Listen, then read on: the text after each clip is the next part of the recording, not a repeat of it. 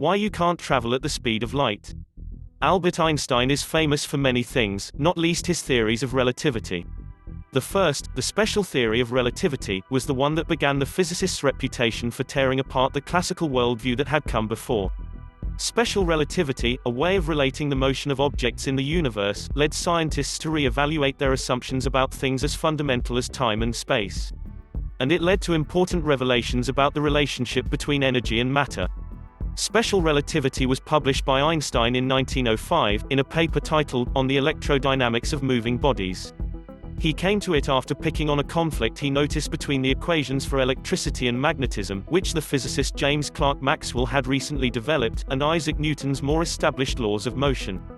Light, according to Maxwell, was a vibration in the electromagnetic field and it traveled at a constant speed in a vacuum. More than 100 years earlier, Newton had set down his laws of motion and, together with ideas from Galileo Galilei, these showed how the speed of an object would depend on who was measuring it and how they were moving relative to the object. A ball you are holding will seem still to you, even when you're in a moving car. But that ball will seem to be moving to anyone standing on the pavement. But there was a problem in applying Newton's laws of motion to light.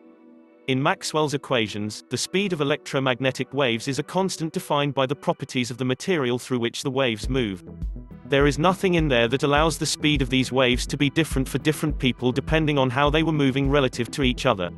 Which is bizarre, if you think about it. Sign up for lab notes. The Guardian's weekly science update. Read more. Imagine someone sitting in a stationary train, throwing a ball from where he's sitting to the opposite wall, a few meters further down the train from him. You, standing on the station platform, measure the speed of the ball at the same value as the person on the train. Now the train starts to move in the direction of the ball, and you again measure the speed of the ball. You would rightly calculate it as higher, the initial speed, i.e., when the train was at rest, plus the forward speed of the train. On the train, meanwhile, the game player will notice nothing different. Your two values for the speed of the ball will be different, both correct for your frames of reference. Replace the ball with light and this calculation goes awry. If the person on the train was shining a light at the opposite wall and measured the speed of the particles of light, photons, you and the passenger would both find that the photons had the same speed at all times. In all cases, the speed of the photons would stay at just under 300,000 kilometers per second, as Maxwell's equations say they should. Einstein took this idea, the invariance of the speed of light, as one of his two postulates for the special theory of relativity. The other postulate was that the laws of physics are the same wherever you are, whether on an plane or standing on a country road. But to keep the speed of light constant at all times and for all observers, in special relativity, space and time become stretchy and variable. Time is not absolute. For example, a moving clock ticks more slowly than a stationary one. Travel at the speed of light and, theoretically, the clock would stop altogether. How much the time dilates can be calculated by the two equations above. On the right, delta t is the time interval between two events as measured by the person they affect. In our example above, this would be the person in the train. On the left, delta t is the time interval between the same two events but measured by an outside observer in a separate frame of reference, the person on the platform.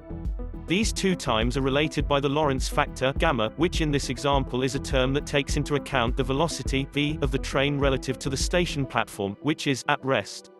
In this expression, c is a constant equal to the speed of light in a vacuum. The length of moving objects also shrink in the direction in which they move. Get to the speed of light, not really possible, but imagine if you could for a moment, and the object's length would shrink to zero. The contracted length of a moving object relative to a stationary one can be calculated by dividing the proper length by the Lorentz factor. If it were possible for an object to reach the speed of light, its length would shrink to zero. It is important to note that if you were the person moving faster and faster, you would not notice anything, time would tick normally for you and you would not be squashed in length. But anyone watching you from the celestial station platform would be able to measure the differences, as calculated from the Lorentz factor. However, for everyday objects and everyday speeds, the Lorentz factor will be close to 1. It is only at speeds close to that of light that the relativistic effects need serious attention. Another feature that emerges from special relativity is that, as something speeds up, its mass increases compared with its mass at rest, with the mass of the moving object determined by multiplying its rest mass by the Lorentz factor. This increase in relativistic mass makes every extra unit of energy you put into speeding up the object less effective at making it actually move faster. As the speed of the object increases and starts to reach appreciable fractions of the speed of light, c, the portion of energy going into making the object more massive gets bigger and bigger. This explains why nothing can travel faster than light, at or near light speed. Any extra energy you put into an object does not make it move faster but just increases its mass. Mass and energy are the same thing. This is a profoundly important result. But that is another story. News is under threat, just when we need it the most. Millions of readers around the world are flocking to The Guardian in search of honest, authoritative, fact-based reporting that can help them understand the biggest challenge we have faced in our lifetime. But at this crucial moment, news organizations are facing an unprecedented existential challenge. As businesses everywhere feel the pinch, the advertising revenue that has long helped sustain our journalism continues to plummet. We need your help to fill the gap. We believe every one of us deserves equal access to quality news and measured explanation. So, unlike many others, we made a different choice, to keep Guardian journalism open for all, regardless of where they live or what they can afford to pay. This would not be possible without financial contributions from our readers, who now support our work from 180 countries around the world. We have upheld our editorial independence in the face of the disintegration of traditional media, with social platforms giving rise to misinformation, the seemingly unstoppable rise of big tech and independent voices being squashed by commercial ownership. The Guardian's independence means we can set our own agenda and voice our own opinions. Our journalism is free from commercial and political bias, never influenced by billionaire owners or shareholders. This makes us different. It means we can challenge the powerful without fear and give a voice to those less heard.